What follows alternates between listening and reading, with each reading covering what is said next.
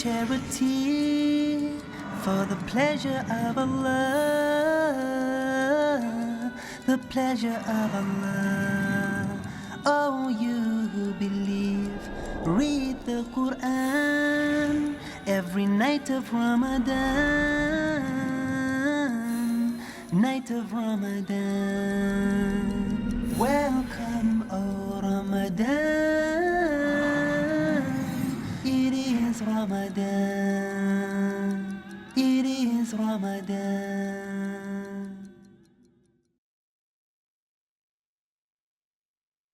Dear brothers and sisters in Islam and humanity, Assalamu alaikum wa rahmatullahi wa barakatuh.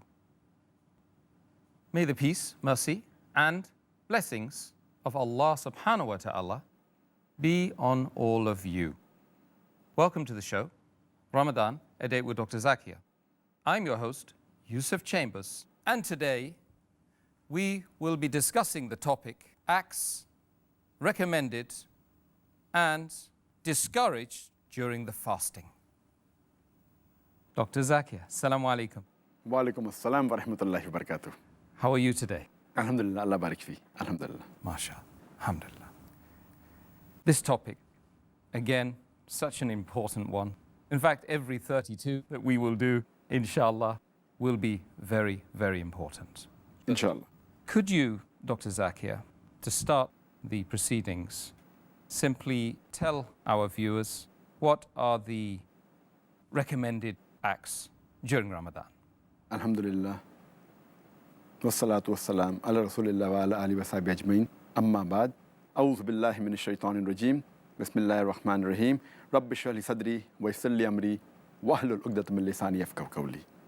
Normally, all the acts that are recommended during the normal days are also recommended during the month of Ramadan, except those acts which break the fast.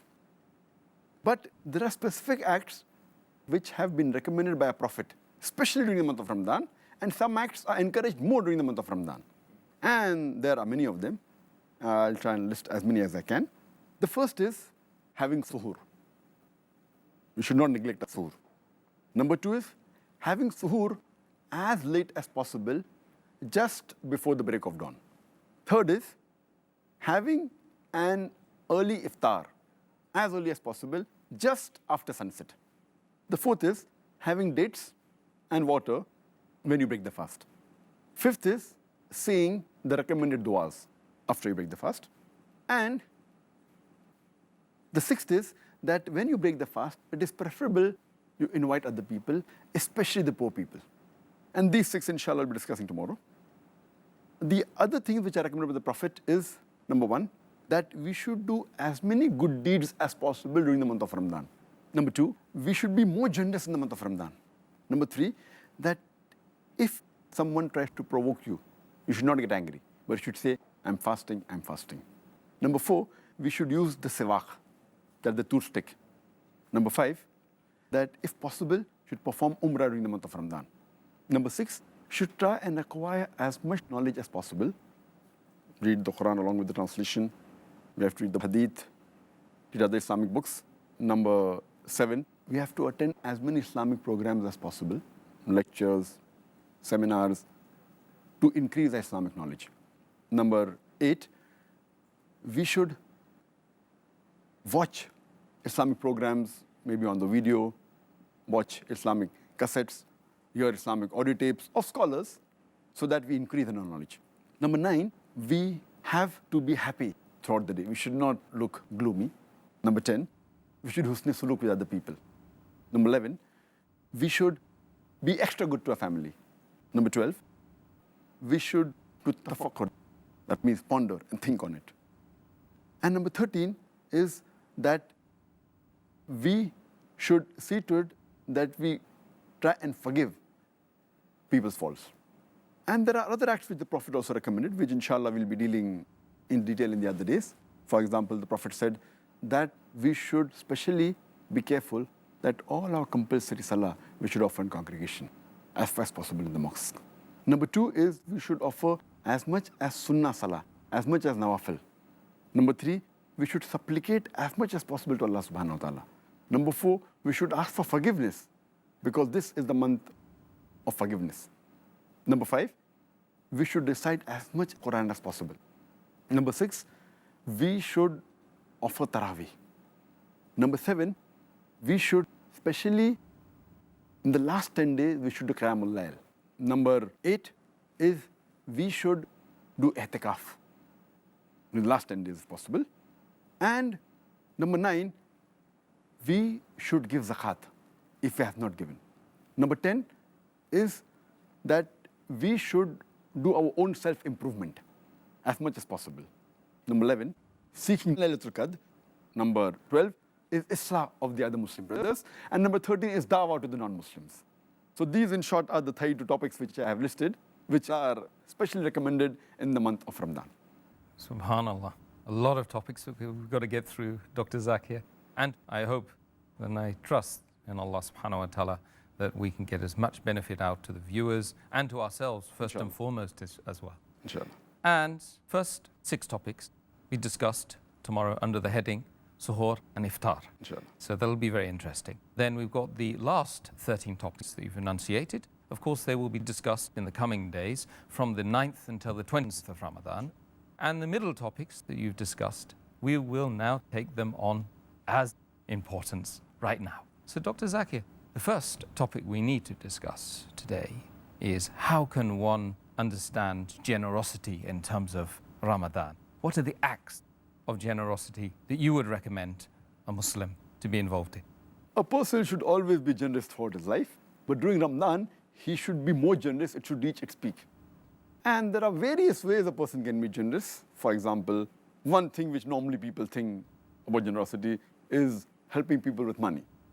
But that is not the only act of generosity. That is one of the acts of generosity, helping someone with your money. Mm-hmm.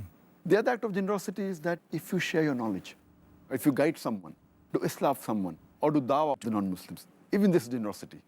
You help him with your knowledge.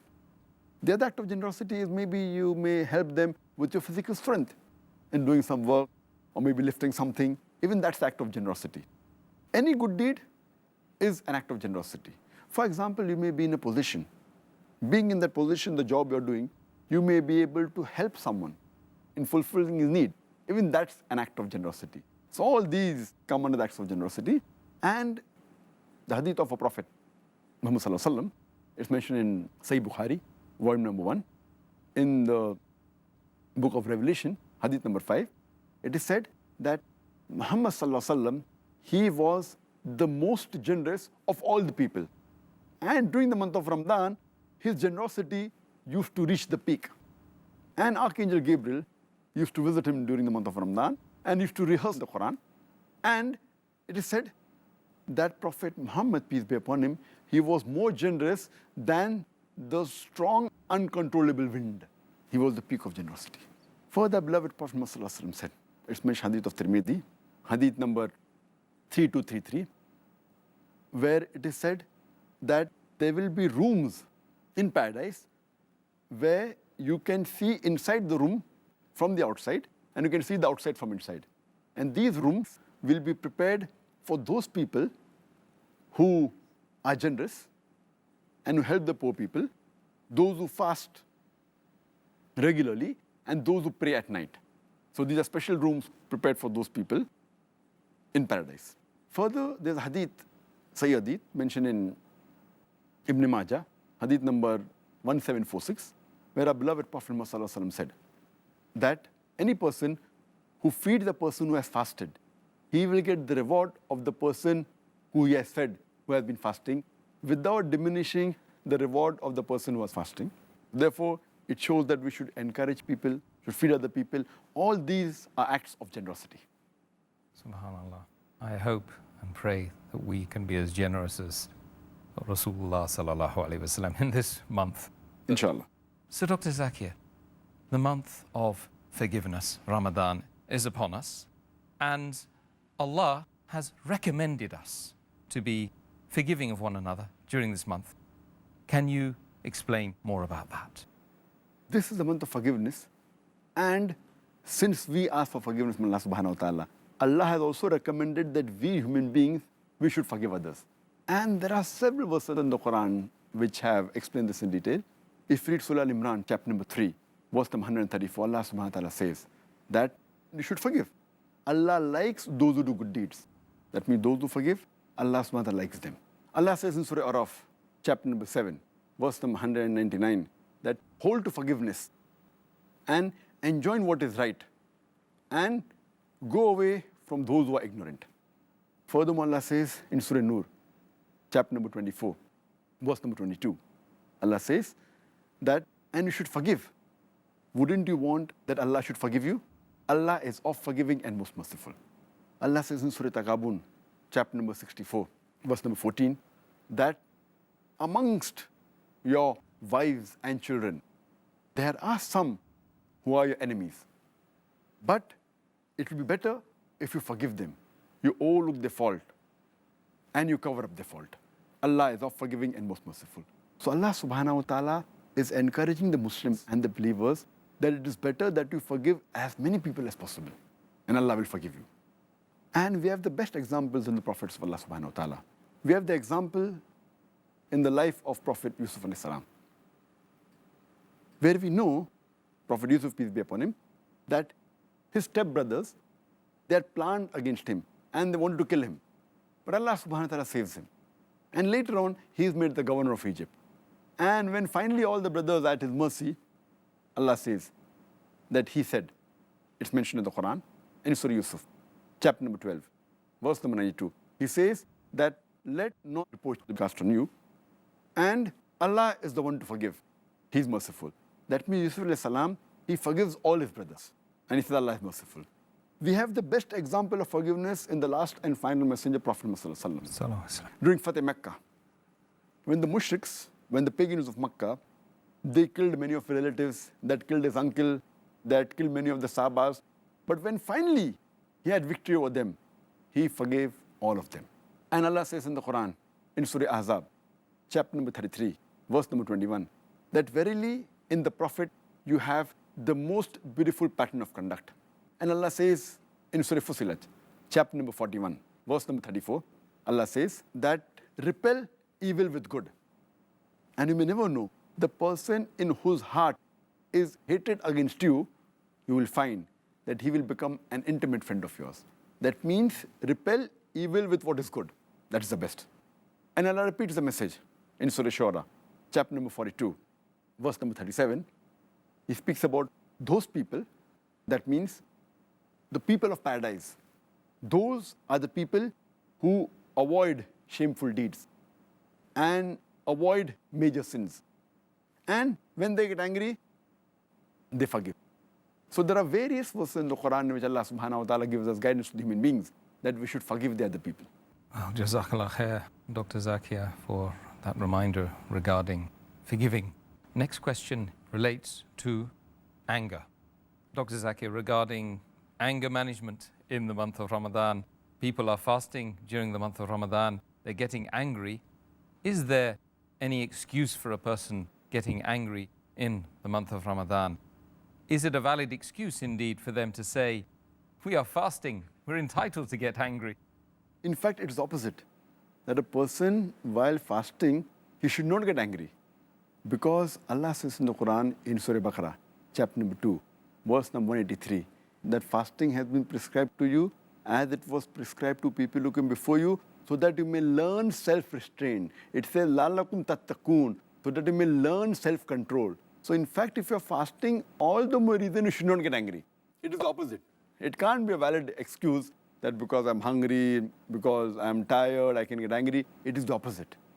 And our beloved Prophet Muhammad said, let's mention the Sahih Hadith of Sahih Bukhari, volume number 3, in the book of fasting, Hadith number 1904.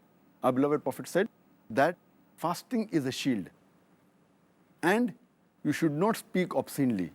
You should not yell at anyone else. And if someone abuses you, or someone tries to provoke you, or someone tries to make you angry, you should say, I'm fasting, I'm fasting. And the same message is repeated also in Sahih Bukhari, volume number 3, in the book of fasting, Hadith number 1894. My beloved Prophet said that someone provokes you or makes you angry, say, I'm fasting, I'm fasting. It further repeated even in Sahih Muslim, several places. And our beloved Prophet Muhammad said, it's mentioned in Sahih Bukhari, volume number 8, in the book of Manners, hadith number 6114, our beloved Prophet said that the strong person is not one who defeats another person with his strength. The stronger person is not one who overcomes another with his strength, but the stronger person is one who, when someone makes him angry, he forgives him. He does not get angry. So actually, fasting shows us a way how to control ourselves, and as you rightly said, it's somewhat like management on how to control your anger. Subhanallah. Well, if we can control our anger whilst we're fasting, we can do it any time, inshallah. Inshallah. Dr. Zakir, regarding something which is very beloved, that is performing the Umrah during the month of Ramadan, any particular advice regarding that action during Ramadan? As far as the advantage of doing Umrah in the month of Ramadan, our Prophet encouraged it. I told the Sahabas, he encouraged the Sahabas that you should do Umrah during the month of Ramadan. And our Prophet ﷺ said, it's mentioned in Sahih Bukhari, volume number 3, in the book of Umrah, hadith number 172, the Prophet said that anyone who does Umrah in the month of Ramadan, it is equivalent to Hajj. That means if you perform Umrah in the month of Ramadan, any day of Ramadan, whether starting, middle or end, it is equivalent to performing Hajj. Well, it's a very good reason, of course, to do Umrah during this blessed month. Dr. Zakir, many people have the misconception that using the siwak during the fast in Ramadan is discouraged. Could you just clarify this point, please? There are many people who think that using siwak while you are fasting is discouraged. It is based on the hadith. The same hadith I quoted earlier of Sahih Bukhari, volume 3, in the book of fasting, hadith number 1904 and 1894. Prophet ﷺ said that by Allah, in whose hand is my soul, the breath of a person who fasts is sweeter to Allah subhanahu wa ta'ala than the scent of musk. Now, based on this, people think that if you use siwak, the bad breath that normally comes when a person who fasts will not be there. So Allah will not enjoy the breath. And based on this, they think it is discouraged. In fact, we should realize that when a person is using the siwak, toothstick, it does not stop the bad breath which normally comes when a person fasts. Because when you use the toothstick, the siwak, it normally massages the gums. And if there are any food particles in between the teeth, like how you use a toothbrush, it is somewhat similar to that. The bad breath of fasting comes from the stomach, because no food enters the stomach, and that's how it comes. So no way does it contradict that. And furthermore, beloved Prophet Muhammad said, it's mentioned in Sahih Bukhari, volume number 2, hadith number 887, that the beloved Prophet said that if it wasn't too difficult for my ummah, I would have made it compulsory to use the siwak before every prayer. How wudu is compulsory. So the Prophet said, if it wouldn't have been difficult for the ummah, it would have made it compulsory to use the siwak every time before prayer. And that means it is a recommended act. And if it wasn't good for fasting, we would have mentioned it. Like how we mentioned for excessive sniffing of water. Hadith of Abu Dawud, volume number 2, hadith number 2360, where our beloved Prophet said that sniff water excessively through your nose while doing ablution, except while fasting. That means sniffing water excessively is good, but don't do it while fasting because there are dangers that will go into the throat and enter the stomach. So here too, if it was a disadvantage, the Prophet would have said that I would have told my ummah to use the siwak except while fasting. So based on this, using siwak in the sunnah, it is a recommended act, it is mustahab, and you should do it, and inshallah it will get you rewards. Dr. Zakir, how can a person seek knowledge during the blessed month of Ramadan? Seeking knowledge is a very good act, especially in the month of Ramadan. There are various ways a person can seek knowledge. Besides reciting the Quran, which is recommended thing during Ramadan, a person should even read the translation of the Quran. He should read the book of Hadith. And as far as possible, he should read the books which are Sahih, the books of authentic Hadith. The best is the Kutub al-Sittah. If you can read that, there's nothing like it. That is Bukhari, Muslim, Sunan Tirmidhi, Sunan Abu Dawud, Sunan Nisai, Ibn Majah. These Kutub al-Sittah are the best. If time doesn't permit, at least he should read the Sahih books of Hadith, that is the Sahih Bukhari and Sahih Muslim. If time doesn't permit, at least you read the summarized version of Sahih Muslim, or the summarized version of Sahih Bukhari, or at least read the Muttafiq Alayk, the hadith which are common between Bukhari and Muslim. He can read the book of the Seerah of the Prophet. And the best book on the Seerah of the Prophet in English language is Raik al-Maktoum, the sealed nectar, which speaks about the biography of the Prophet. The other book on the Seerah of the Prophet is the book of Muhammad Sallallahu Alaihi Wasallam by Taya al-Ismail. Even that's a good book. A person can acquire knowledge by attending programs. He can go to an Islamic organization, attend lectures, attend seminars. This will increase his knowledge. He can watch video cassettes of Islamic lectures, of Islamic programs. He can hear audio cassettes. He can go on the internet, go to Islamic websites, go to authentic Islamic websites. So these are ways in which a person can acquire knowledge, and this is a good way of spending your time during the month of Ramadan, acquiring knowledge, and surely you will be benefited and you'll get a great deal of reward. Inshallah. Inshallah. All of those books, of course, you've mentioned are available in various languages around the world, so there's not really much excuse for somebody not to pick them up during the blessed month of Ramadan. So Dr. Zakir, what does the term husna suluk mean, and what does it mean to be good to your family? During the month of Ramadan, normally people have another excuse that because they're fasting, they seem to be tired, they seem to be as though they have been drawn. Prophet advised that you should look cheerful and happy. You should not look to be sad. You should be cheerful and happy. And we should especially be good to your family. And you should give more time to your family so that they get reward along with you. As far as doing husni suluk with the other people, this is the month where, besides the normal months, in this month you should be extra good to the people, to your neighbors, to your friends, also to your relatives, do good deeds, forgive their faults, be happy with them, be cheerful. And we should also do tafakkur, that we think and plan our day in Ramadan so that we get the maximum reward. May Allah make it easy for us to be very, very good and righteous and good of character and follow Rasulullah sallallahu alaihi wasallam, the best of character, during this blessed month of Ramadan, Dr. Zakir.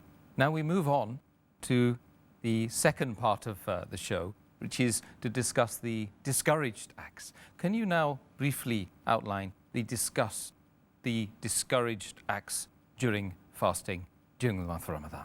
The acts which are discouraged during fasting can be divided into three categories. The first is acts that are discouraged, which are contrary to the sunnah of fasting. Number two, acts which are discouraged during the month of Ramadan, which are otherwise also prohibited.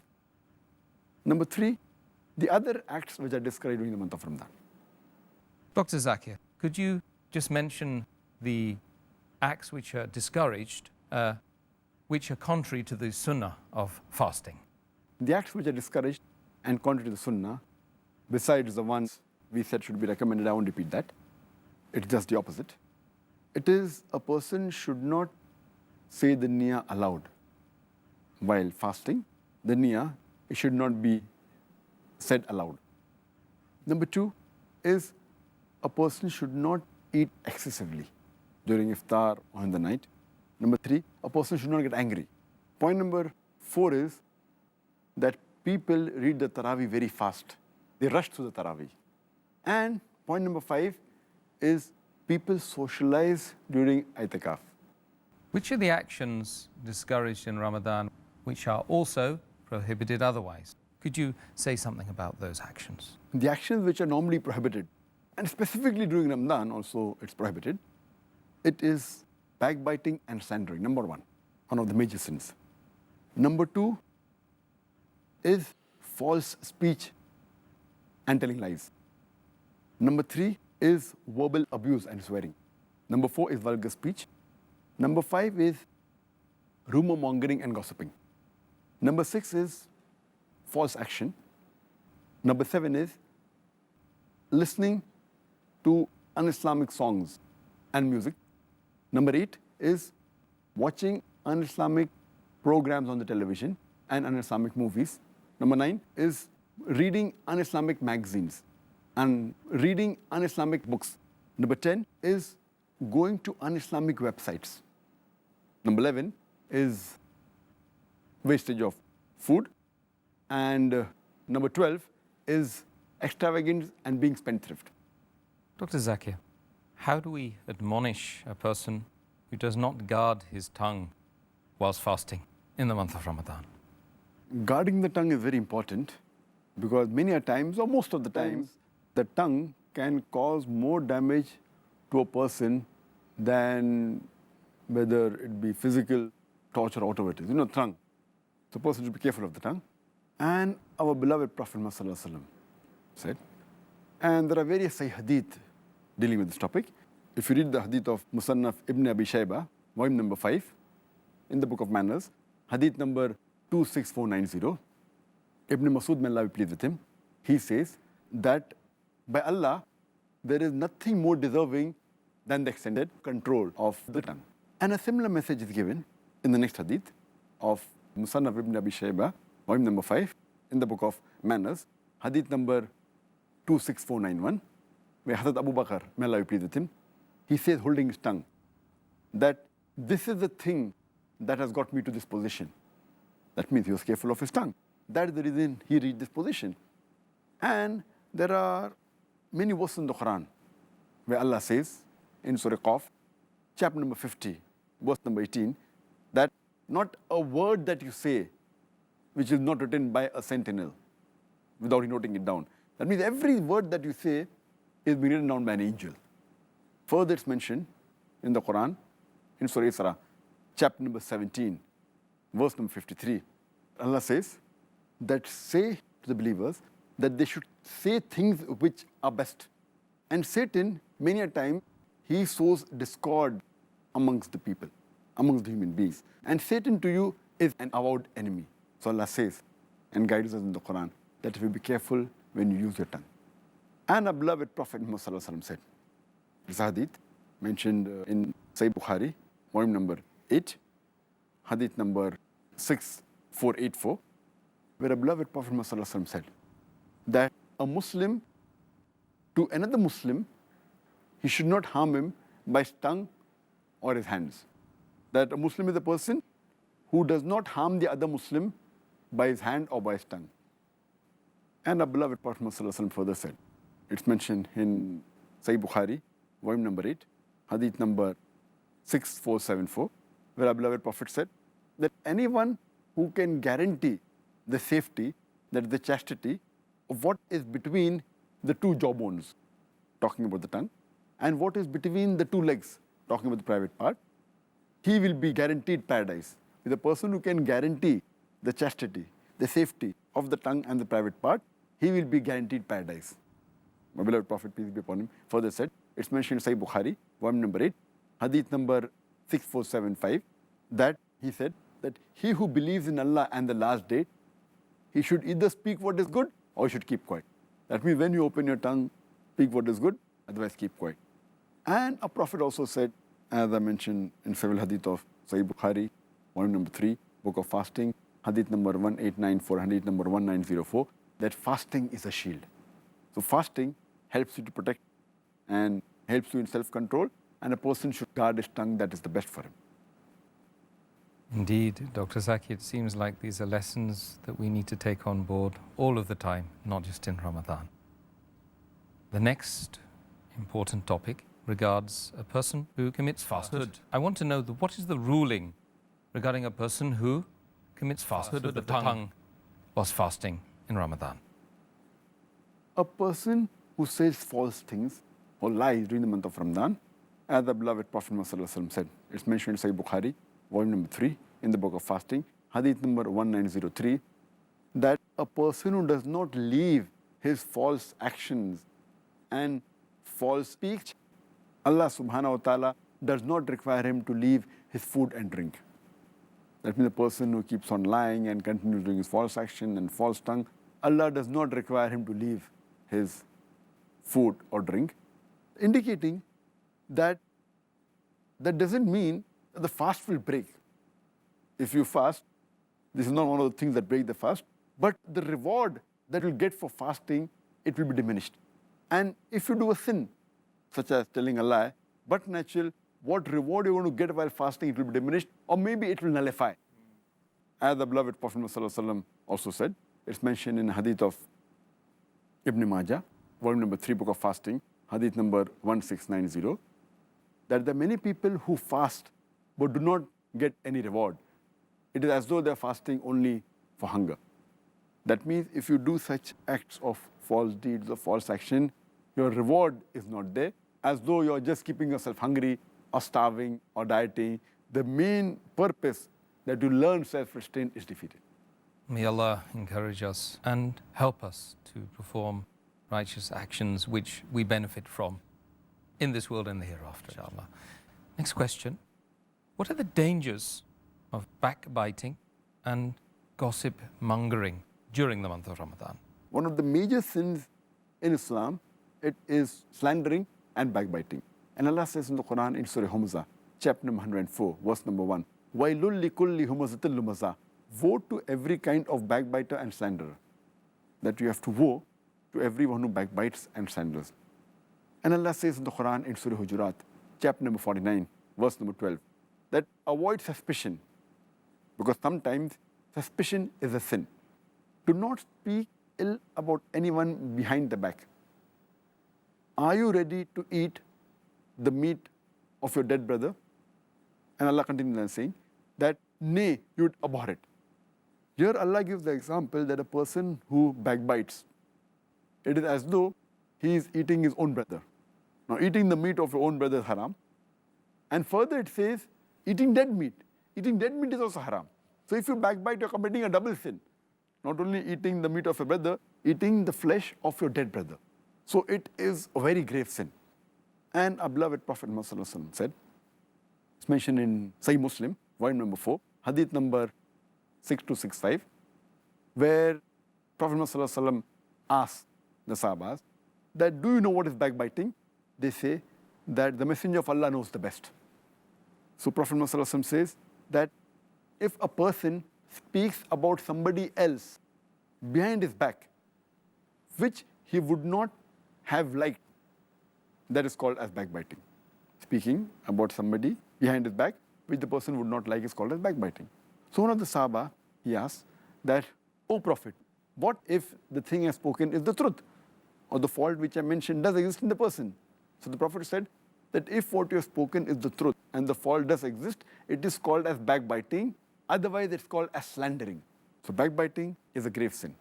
There's another Sahih hadith mentioned in Sunan Abu Dawud, volume number 3, in the book of Manners, hadith number 4857, where Aisha, may Allah be pleased with her, the wife of the Prophet, she speaks about Safiya and says that she is such a such thing, meaning she is short-statured.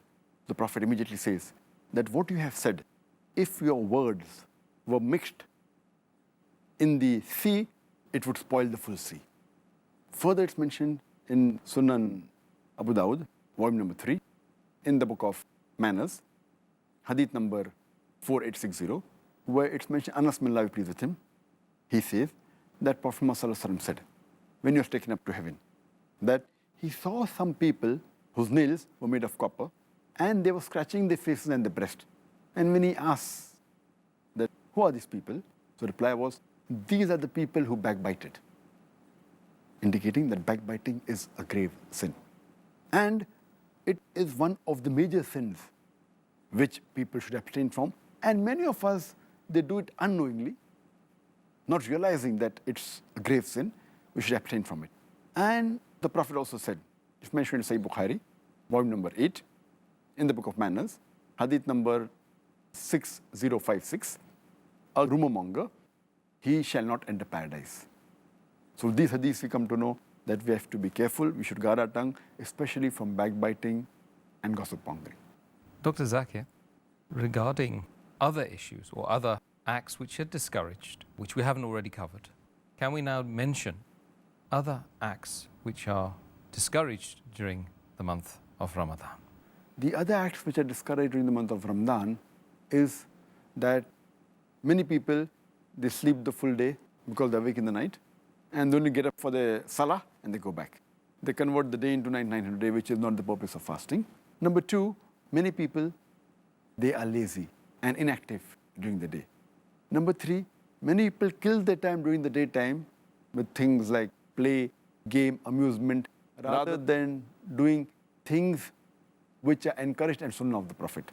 Number 4, many of them, they give iftar party rather to show off than to seek the pleasure of Allah subhanahu wa ta'ala. Number 5, many people, they ask the women folk in their house to cook a variety of dishes for suhoor and for iftar, thus making most of the women spend major portion of the time in the month of Ramadan in the kitchen, rather than spending time in the worship of Allah subhanahu wa ta'ala. The 6th mistake that people make is that they spend a lot of time in renovation of their house in the month of Ramadan, trying to prepare for Eid, rather than worshiping Allah subhanahu wa ta'ala. The 7th thing that discouraged is many people stay awake the full night and indulge in activities which are unproductive rather than worshiping Allah subhanahu wa ta'ala. Number 8 is that many people, they spend time in excessive socializing after Taraweeh, after Qiyamul Layl. Number 9 is many people spend time in shopping. They spend most part of the night in shopping. Number 10 is that they spend excessive time in eating the full night. Number 11 is many of them, they spend the night loitering and roaming about rather than worshiping Allah subhanahu wa ta'ala. And number 12 is that many of them, they spend the last ashra, the last 10 days, preparing for Eid rather than worshiping Allah subhanahu wa ta'ala. So these acts should be discouraged. May Allah encourage us towards spending our time productively during the month of Ramadan. Dr. Zakir, why is it encouraged to acquire religious knowledge or Islamic knowledge during the blessed month of Ramadan? As far as acquiring knowledge is concerned, the first guidance given by Allah subhanahu wa ta'ala in the glorious Quran, it was not to offer salah, it was not to fast, it was not to perform hajj, but it was Iqra.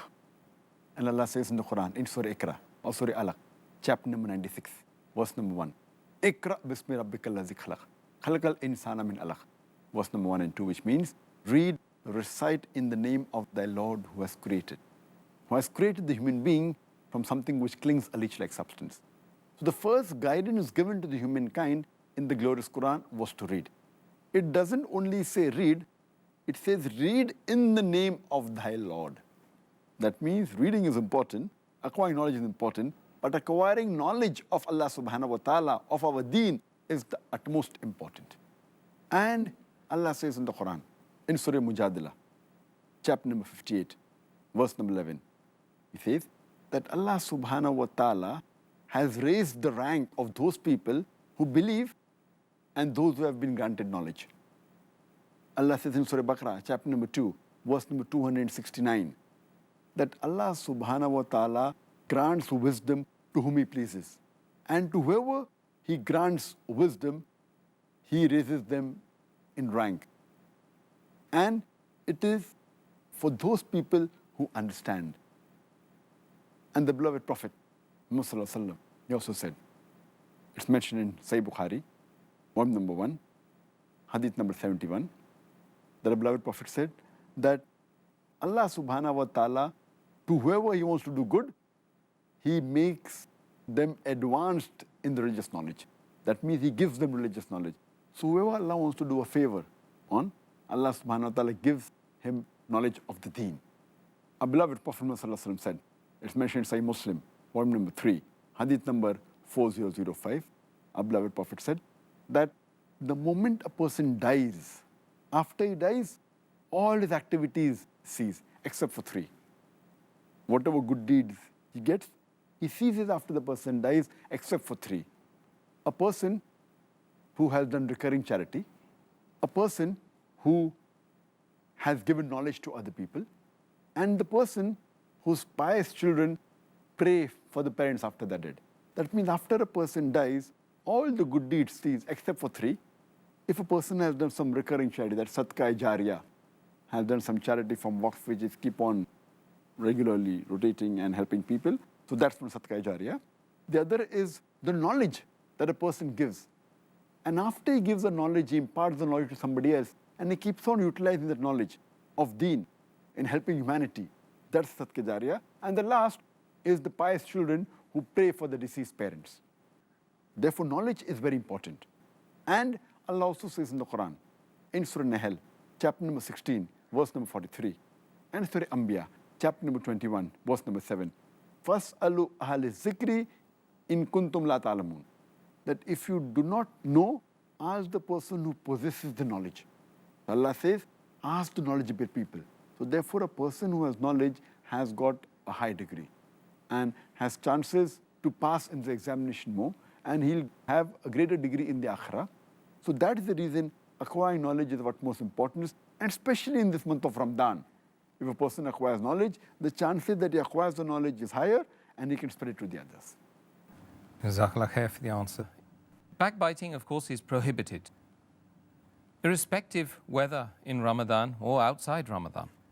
However, would a woman who complains to her husband about her mother-in-law, will she be considered as a person who has backbited? Regarding backbiting being haram and the major sin we discussed in the last episode, and there are various hadith and Quranic verses, it's one of the major sins. But as far as a wife complaining to the husband regarding the mother-in-law, but naturally she is speaking something about the mother-in-law, but the mother-in-law would not like anyone speaking about. So it does come in the category of backbiting. Is it a sin, is the question. Such incidences where a person complains to someone and thinks and feels that once the complaint is given to the person, maybe there is a correction in action, like a wife complaining to the husband about the mother-in-law, or the wife complaining to the husband about a son, that he is doing so and so things which are wrong. So the husband will correct, being a father of the child. Or maybe one of the two brothers is going and complaining to the father that my brother did so and so thing which is wrong. It's speaking ill about him behind. But that is so that the father can correct the brother. So these things have been permitted. Because the main reason while doing this thing should not be to mock at someone or should not be to belittle anyone, but the main purpose should be that the person who the person is complaining about, there should be correction in act. And if you read the commentary of Imam an-Nawawi, as far as the hadith of Sahih Muslim, which we discussed in the last episode, hadith number 6265, in which the Prophet, peace be upon him, he said that, do you know what is backbiting? And the Sahaba said that the messenger knows the best. So the Prophet said that if someone speaks about another person behind the back which you would not like, that's called as backbiting. And the Sahaba asked, what if I'm speaking about the person is true?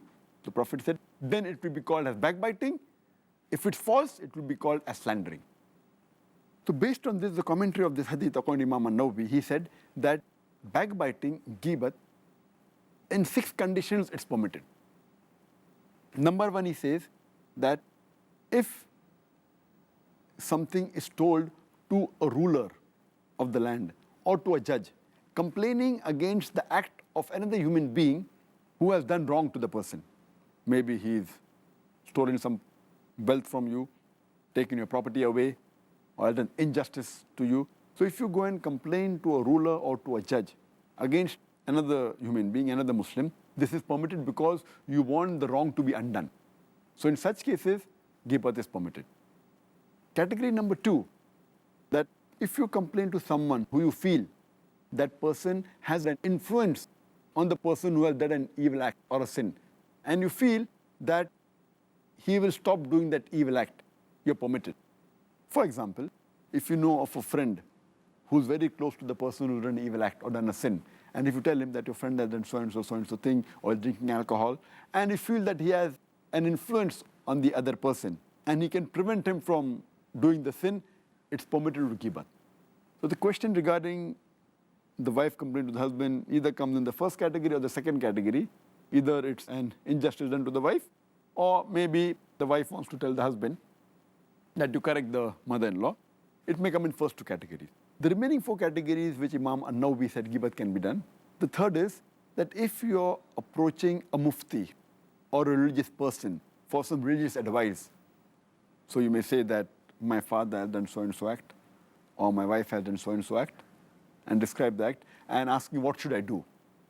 Even in this case, if you avoid naming the father or the mother, or say in the third person, that my friend's father is doing so and so, it is preferable.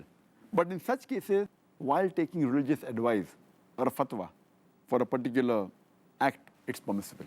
The fourth category, which Imam an-Nawawi says that ghibat is permitted, is that when you know of a narrator who is a liar, and if he narrates any hadith, so it becomes incumbent on you to tell the people that he's a liar, or his memory is weak because to protect the Sharia. Or, for example, if someone is selling a slave, and if he knows that there are some bad habits in the slave, or maybe he does adultery, so it's compulsory that the person who's selling it should tell to the buyer that the slave has so and so faults. Or if a person asks you that he wants to marry another person and asks you how is the person, so that becomes obligatory on you to tell the wrong points or the points which are not correct in that human being. Your intention here is not to belittle that human being. Your intention here is not to degrade the person, but your intention is to give the right information, whether for marriage or for business. So in these cases, this is the fourth category where Imam an-Nawawi says that is permitted. As far as the fifth category is concerned, that if you know a person is doing a major sin openly, like he's drinking openly, or if he's cheating openly, or if he's robbing openly, so then you can tell the public at large that this person is a person who cheats, or a person who robs, or a person who does continuously bid'ah, or there is a religious person who you know, who's giving fatwa, and you know that he's not a person who's truthful. So here it's permitted that you can speak against the person. And the sixth category is that while identifying a person, if someone asks you for identification, at that time, to identify the person, you may have to use his nickname, which the person may not like. Like you may have to tell that the person who's short, person who's tall. So here you're using these nicknames to identify the person which the person may not like. Mainly for identification. Here also, if you can avoid this nickname for identification is the best, but if you can't avoid, you can do. Imam an-Nawawi has mentioned 6 categories in which ghibat is permitted. Thank you, Dr. Zakir. Next question relates to a person says, if a person watches TV serials or news in which women are without their hijab, will this invalidate the fast? As far as looking at a woman without hijab, staring at her, it's not permitted in Islam. Whether during Ramadan or non-Ramadan, whether fasting or not fasting. And Allah says in the Quran, in Surah Nur, chapter number 24, verse number 30, say to the believing man,